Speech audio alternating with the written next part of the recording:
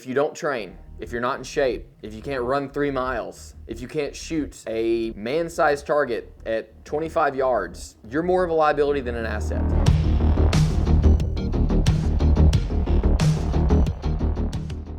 What's up, guys? Houston PD just released the surveillance and body cam footage of the Lakewood church shooting, so let's watch it and talk about it.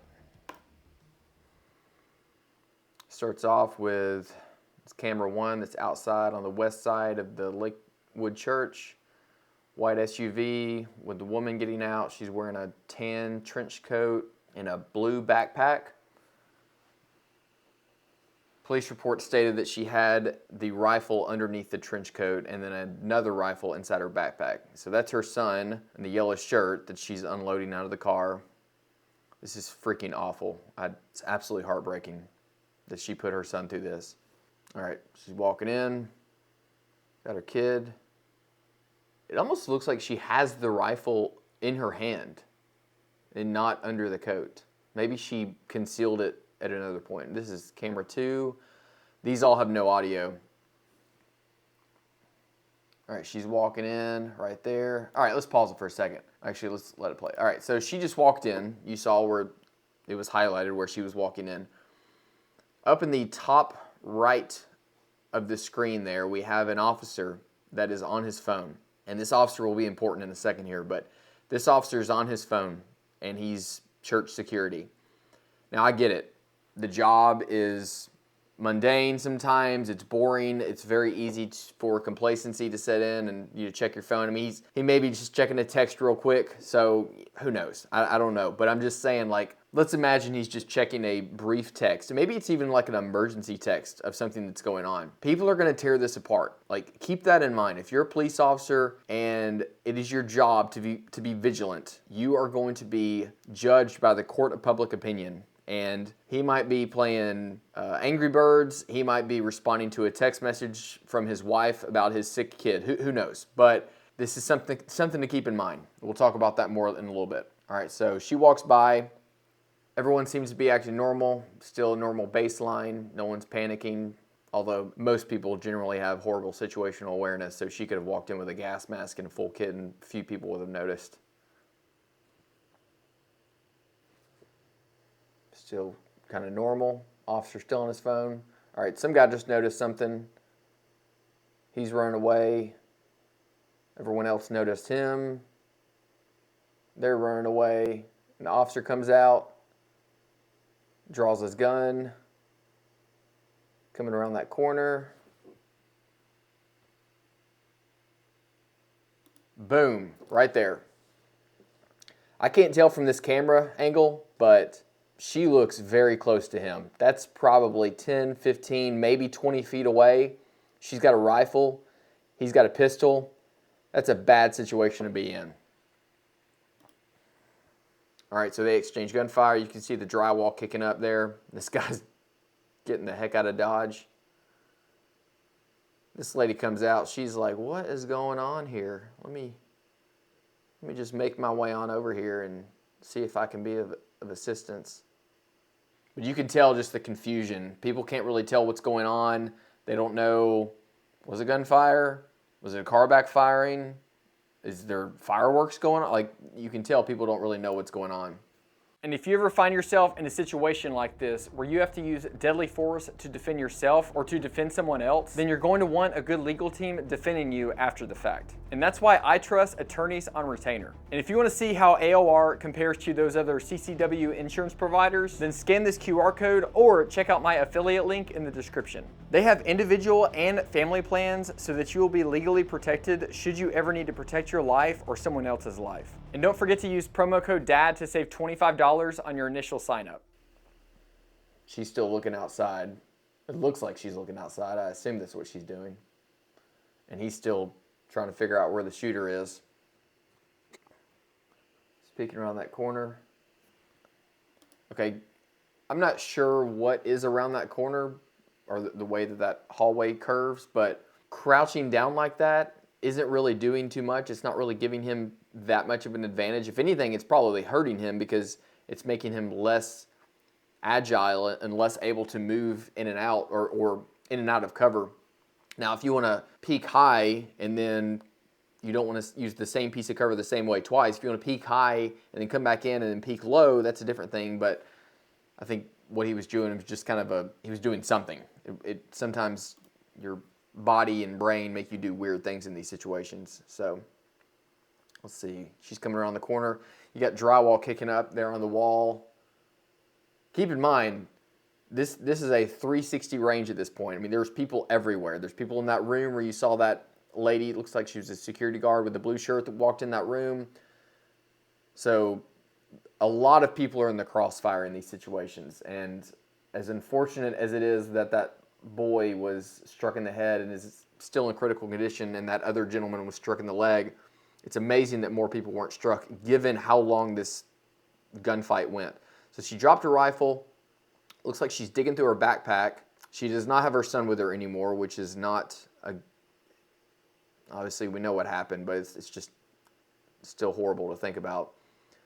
You see some drywall kicking up from those gunshots. Again, those people are in that room, so they're essentially being shot at. I'm assuming that's a room. It doesn't look like it was an exit. Maybe it looks like a little closet or something they were in. So she dropped her rifle. She's holding something in her hand.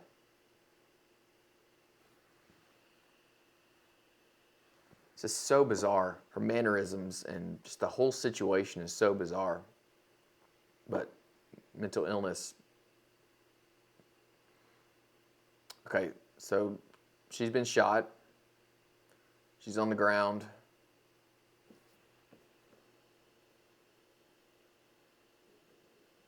I wish we had audio. Still got drywall kicking up from shots that are missing her. Looks like she's slowly collapsing. All right, we got a guy popped around the corner.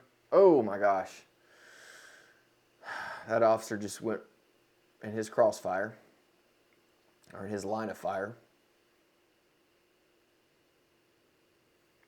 This is definitely one of the challenges of being a police officer, and especially being in this type of context, because we have officers of different departments that probably don't train together. They hang out and talk together because they work church security together, but they don't train together, and so all of a sudden they're going to get in a gunfight together. And it's a massive risk for blue on blue or friendly fire. And it's when he walked in front of that officer's line of fire, I mean, that's a really dangerous spot to be in. There was a video I saw a while back where a police officer popped his head out, and as he did that, the guy behind him, it was another officer, shot him in the back of the head because he was trying to engage the threat. So it's a bad situation to be in.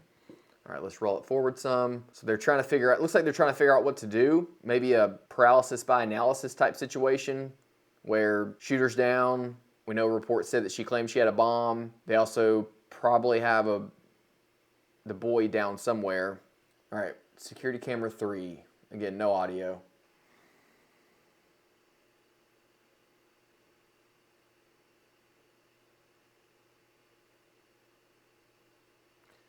All right, there she is with her son. I think she just pulled the gun out and it freaked everyone out. Has she got 2 rifles in her hands? Oh my gosh, this is so awful to watch with this kid. It's covering his ears. This is heartbreaking.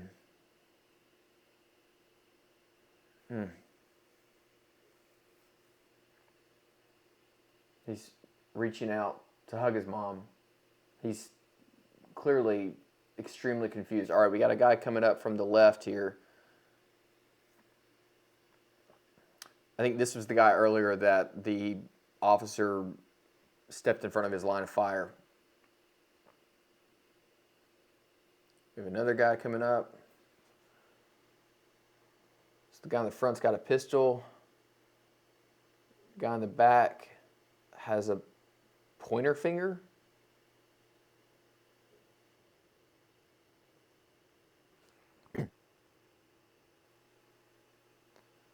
Keep in mind, we have an officer on the other side that So the shooter's between these two officers, as far as I understand right now. Or the officer that was on the phone earlier. This guy, I don't know what he's doing. He has no gun. I guess he's just going to go up there and try to, like, strike her or, like, grapple with her or something. I don't know what he's doing. He's a liability is what he is. Get out of there.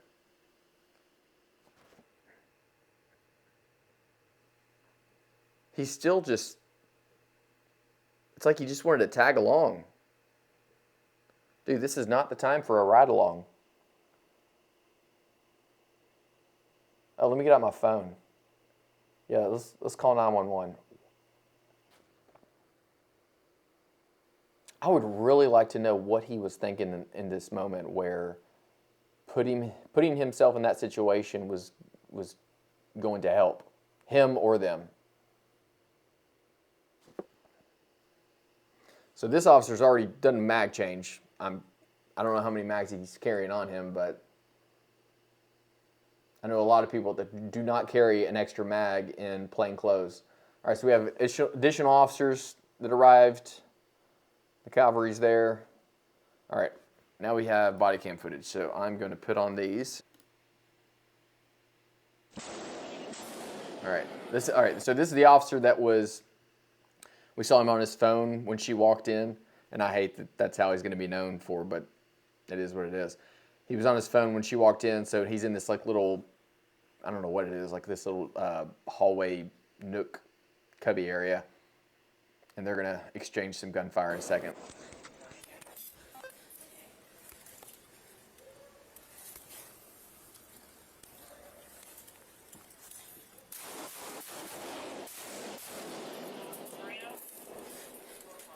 Doesn't look like we saw the part where him and her were in that really close proximity position where they were both staring at each other.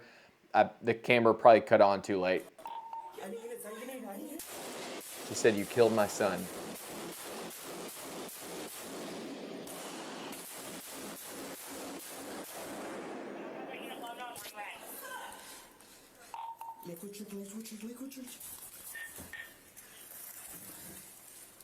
This guy is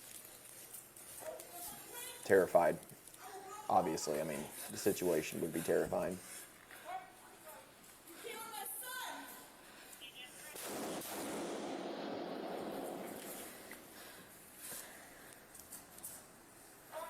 His mechanics and how he's holding this gun does not tell me that he trains with a firearm very often.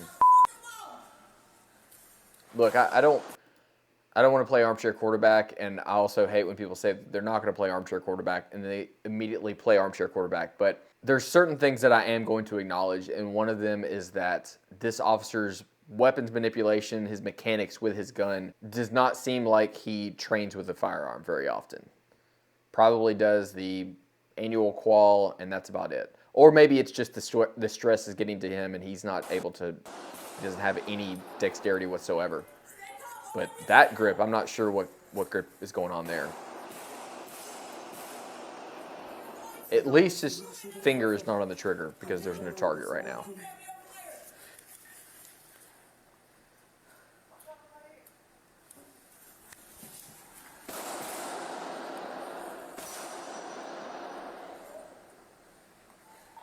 I went out to shoot on the west side, 3700.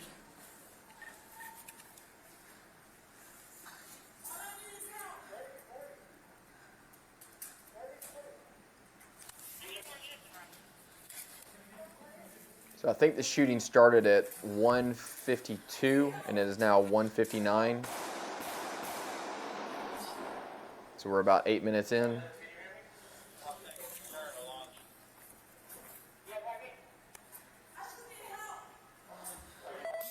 So she's screaming, "I just need help." Yeah. Too bad you didn't get help before you did this.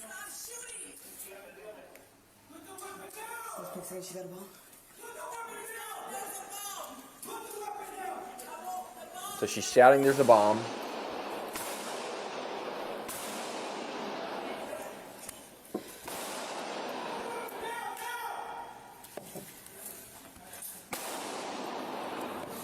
right, he's about to cross the line of fire, I think, with the other guy. At least he announced, but still. Other guy's ears are probably ringing. So we got the boy that he's been shot. He's on the ground. So sad. Hold on, watch out. Active shooter shoot down. I need a medic. I have one young male conscious and breathing. He got shot in the head. I need medics. Cool. There's 223 shell casings. I thought she had 12 casings. Just one shooter? Yeah, I just seen one. She just came in. We have other officers down here. You okay? Y'all been shot? Yeah, Hold on. She got a fucking bomb. have a problem here. That's the problem. I already called EMS. Have EMS go up here. I need EMS ASAP. You have a kid tell them that we have. Yeah, I already did. What's the fucking address over here? Fuck. Timmons Lane. I need him at 3700 Timmons Lane side. What's the AJ, stay address? back. He didn't know the address. If you're going to work security at a place, it'd probably be a good idea to have the address at least in your memory so that you can recall it in case something like this happens. Now, maybe the stress made him forget, but I would imagine that he works this gig pretty often, and it's important to know the address.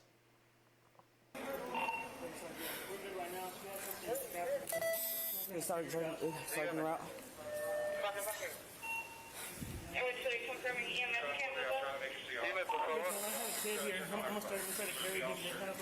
Is there anybody else who's been shot?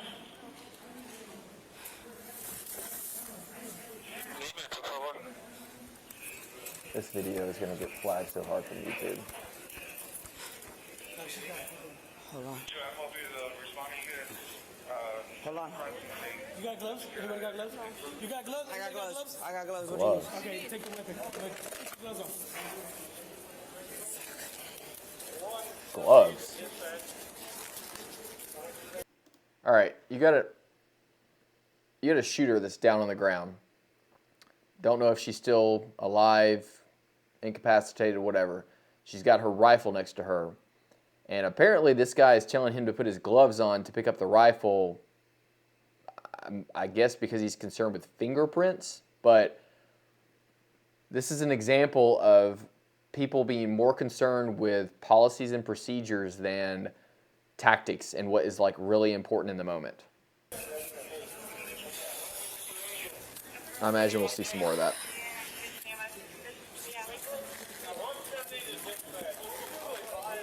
Hold on. Where you shot at? No. You got some sort of yellow cord. Watch out. That guy thought that was a victim. No, don't use your fingers. Oh my gosh. Timmons side. This man needs to go somewhere else. Did y'all see that? I'm pretty sure this is the guy from earlier that was just walking around with no gun and his pointer finger. So we got the ABC officer here. Hold on. Where you shot at? Ma'am, where you shot? This man comes up. He thinks she's a victim. Hold on. No. And then he just randomly comes up and grabs the gun. Timmons side. You can see the Palestine sticker on the buttstock. Suspect is down. I need EMS ASAP for one small child. All right, this is Officer Garcia's body-worn camera. I think there was about 6 to 8 that they actually put as part-time employees. I don't know how they did it with their agency.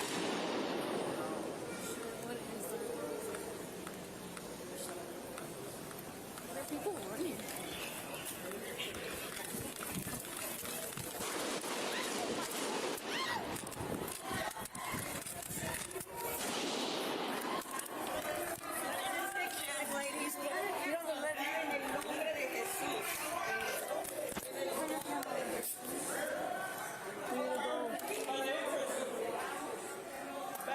Hold on. Look at that. Finger on the trigger. The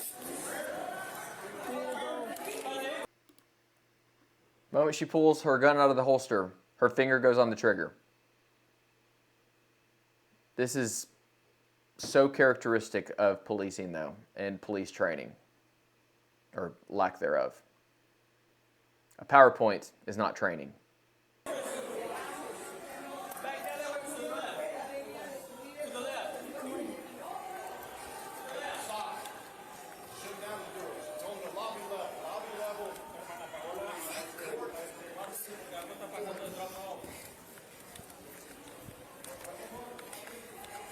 So they're pushing forward. They don't have any stimulus right now. There's some stimulus. Her finger is still on the trigger. 3639. That officer's a liability. You're at Lakewood Church. We need units now. Or her lack of training is a liability. That should be fixed. I really hope that they will use this body cam footage to remedy that. It's a lot of gunfire. That would be very, very loud inside of a sanctuary like that. Or not sanctuary, but inside of a building like that. We need to go. We need to get closer. Oh, they're coming. My camera's not working. There it is. You hear that? My camera's not working. Remember the glove situation? Put the gloves on before you grab the shooter's gun. My camera's not working. Policy and procedures over tactics.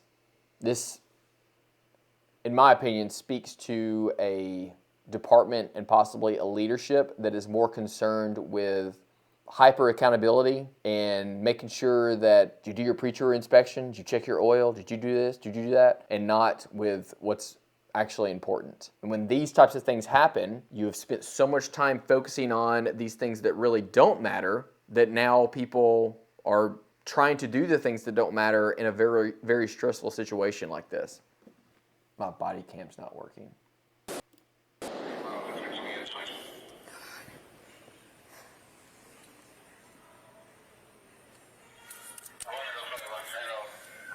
And they are understandably terrified.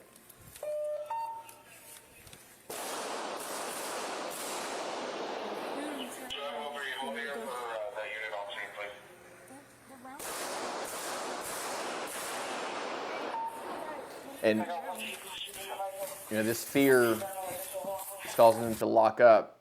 Yeah, it's understandable. And I've seen people critique them in comments in the original video. And yeah, we have body cam footage and we think we can see what's actually going on. And we had the luxury of looking at this after the fact. But in that moment, when the sound is echoing throughout the building, you have people everywhere. You have the shooter between two sets of officers. It's very chaotic and confusing. And so you throw fear on top of that. And yeah, you're going to have these pauses and delays in the momentum.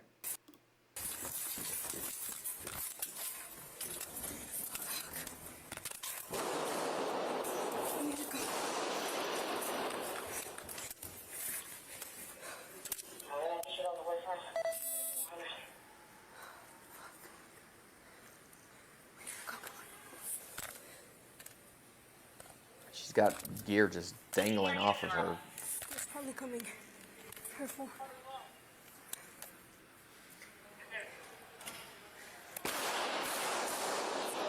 Let's approach. We need to approach. Come on. Come on. We need to approach. Father God, just be with us. Forgive us our sins. Come on. Come on.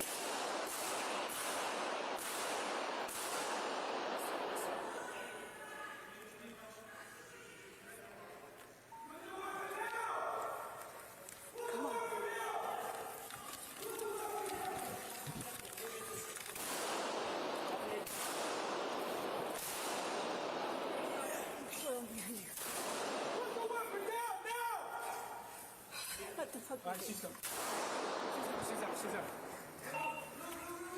She may have a bump. So sad. You need to call SPD. Well, I already got them caught.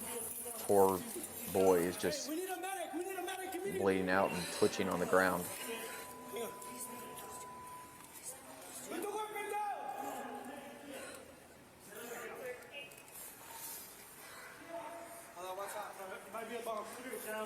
Who has a radio?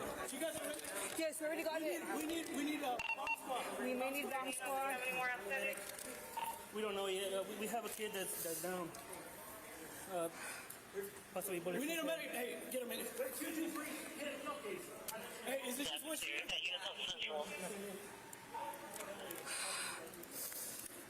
You okay? You got me shot? We need a. Should we approach? Hold on, she's got a fucking Well, she bomb. might have a bomb. That's the problem. I already called EMS. Have EMS roll up here. I need EMS ASAP. It's that paralysis by analysis. Yeah, I already did. What's the fucking answer? Not really paralysis by analysis. It's just police train for active shooter. They go through the drills and everything. There's supposed to be standardized procedures of what to do if there's a bomb or what have you. But Where's my ambulance at? situations like this happen, and then they'll all of a sudden forget, like, what are we supposed to do now? And it's not as clean cut as some of those training scenarios are. All right, so now we got Harrison County Sheriff's Deputy Orellana.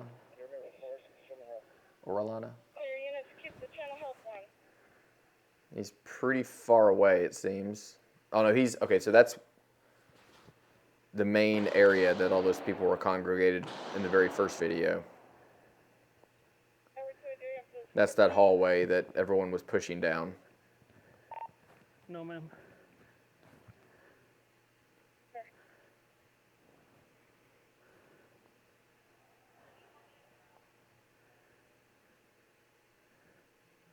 I don't know.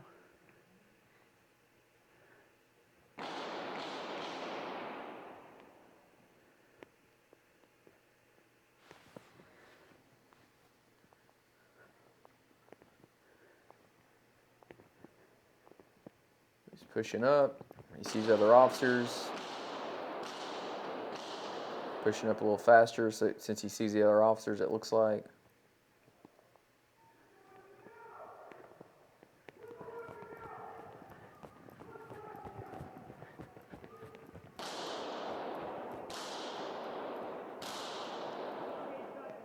That guy's still there on the phone with his pointer finger just...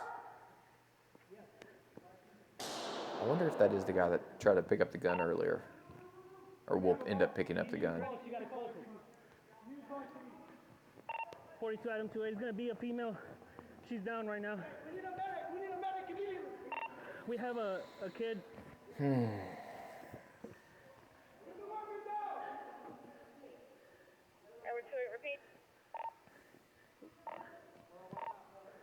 Shooter is down. Looks like she has something strapped on her chest. We need a bomb squad. Do you know if we have any more outstanding? We don't know yet. We have a kid that's down. Possibly bullet to his head. Is there anyone out there with you? We have other officers out here. Sir, we have EMS stage. Let me know when they can move up. That's the problem. So EMS is staged. Have EMS roll up They're- here at,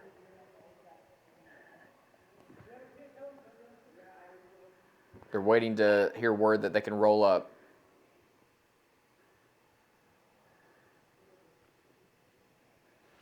Sam 17 over 28. Take a breath, conduct yourself, and let us know, can we release the channel and have EMS move up?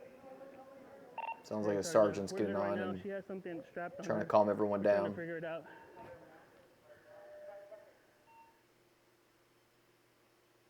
All right. Looks like that was it.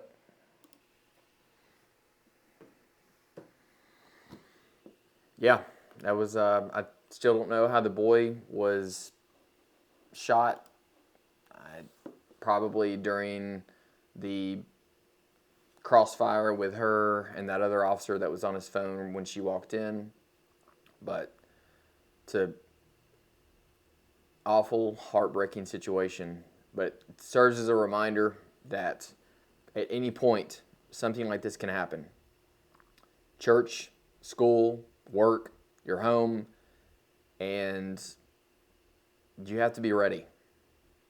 You have to be mentally ready, physically ready. You have to be ready to stop a threat and render aid to people who may have been hurt by the threat. or hurt by someone else who was trying to stop the threat. Yeah, and if you're an officer in those positions, security, don't just think of it like a job. I hear and I've heard way too often officers would say, well, it's just a job. It's not just a job. Just a job is working at Kroger. Just a job is working for FedEx or Amazon or being an accountant. Those are just jobs. What you're doing directly affects the safety and security and survivability of other people. And treating it like just a job is the wrong mindset. The other thing is complacency. Complacency kills. I wrote a document titled Complacency Kills. I wrote that because of the complacency that I noticed when I was a police officer. Not just with others, but also with myself, because it creeps into everyone, regardless of who they are and what they'll tell you. Everyone gets complacent at some point. You have to constantly fight back against complacency. My first bullet point in that document is that the most dangerous part of policing is that it's usually not that dangerous. And I mean that statistically speaking, because most of the calls you go on, most of the things you do, you're not going to end up in something like that. Staving off complacency and being vigilant will keep you alive and keep others alive. And maybe help reduce the reactionary gap that occurs because of complacency, where you're on your phone or you're thinking, well, you have that bystander. Police can get bystander bias as well. You saw it in the video where they were like, what was that? Was that gunfire? Why are people running? Well, people are running probably because something really bad happened that you need to go over there and deal with. So you probably also noticed how I didn't say much about how scared I thought those officers were or calling them cowards or anything like that. I've seen enough of that online. And I don't know, I can see body cam footage, but I don't know exactly what they can see and can hear. Yeah, some of them looked really scared and like they didn't want to engage the shooter. That happens. And it's unfortunate. It's easy to criticize someone in the comment section on YouTube, but that's not what I wanted the focus of this video to be about. I wanted to talk about the realities that you accept as a police officer every day when you put on a uniform, or the realities you accept as a civilian who carries a gun every day. And let this and other incidents like it be a reminder of the standard that you should train to. I also want you to consider what it would be like to have the most stressful moments of your life recorded.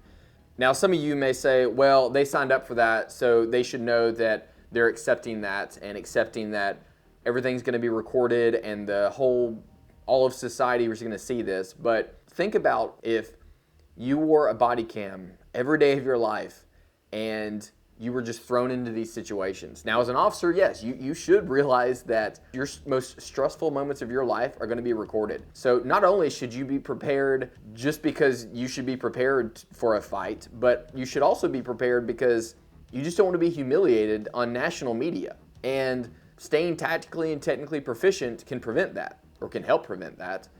As far as the fear is concerned, that's another animal. Force on force, fighting, jiu-jitsu, those types of things can help you deal with that, and stress inoculation in general. But departments need to stop focusing on politics, diversity hires, community engagement, all this stuff, this fluff. You need to focus on the fundamentals. One, you need to focus on the fundamentals of marksmanship because police are lacking in that.